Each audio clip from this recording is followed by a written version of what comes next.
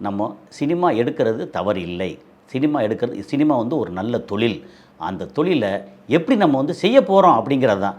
அதுக்கு ரொம்ப ரொம்ப முக்கியமான விஷயம், நம்ம கையில என்ன பணம் இருக்கு? அந்த பணத்த எப்படி பட்ஜெட் போடுறது அப்படிங்கிறது ரொம்ப ரொம்ப முக்கியம். இப்போ படம்னு எடுத்தாச்சுன்னா, ஒரு படத்த நார்மலா என்ன செய்வோம்? அதுக்கு சீன்ஸ் சொல்லுவோம். நான் எப்பவும் சொல்றதே எப்படின்னா, ஒரு 60 சீன்.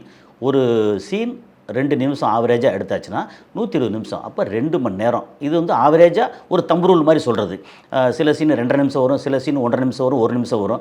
ஆவரேஜா 2 நிமிஷம் கணக்கு வச்சுக்குவோம். அப்போ 2 மணி நேரம் 120 நிமிஷங்கும்போது 2 மணி நேரம். 2 மணி நேர படம். அதில வந்து கொஞ்சம் முன்னாடி ஏதாவது சாங்கு, பின்னாடி வந்து எண்டு கார்டு அதெல்லாம் போடும்போது ஒரு 2 1/4 நிமிஷம், 2 1/4 மணி நேரம் வரும். அப்படிங்கிறது ஓகே தான்.